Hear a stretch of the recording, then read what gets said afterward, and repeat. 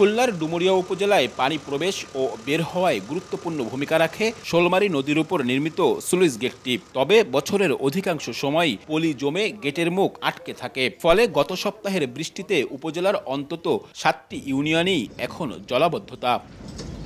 পানি উন্নয়ন বোর্ডের তথ্য মতে জেলার 486টি স্লুইস গেটের মধ্যে একেবারেই অকার্যকর বা সংস্কারযোগ্য নয় 70টি। আরও শতাধিক স্লুইস গেট মাঝে মধ্যে কাজ করে। কার্যকর থাকা স্লুইস গেটগুলোর সামনে জমা হওয়া পলিমাটি অপসারণ করা হয় না নিয়মিত।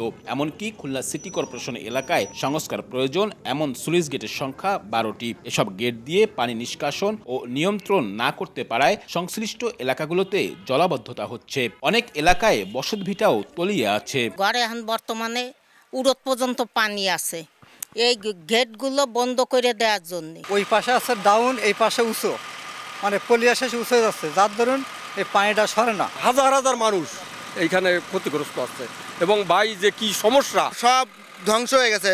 আমাদের সামনে যে কিভাবে আমরা জীবিকা নির্বাহ করব এবং কিভাবে যে বেঁচে থাকবো সেই আশাই আমাদের নাই।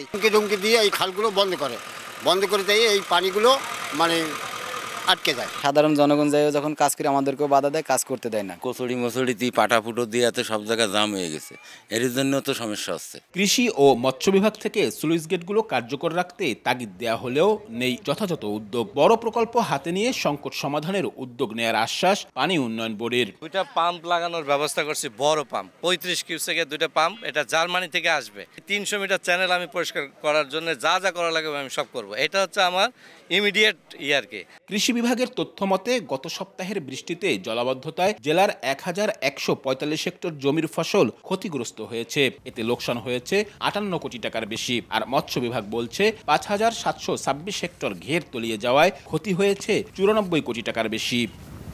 আব্দুল্লাহ আল মামুন রুবেল, সময় সংবাদ, খুলনা।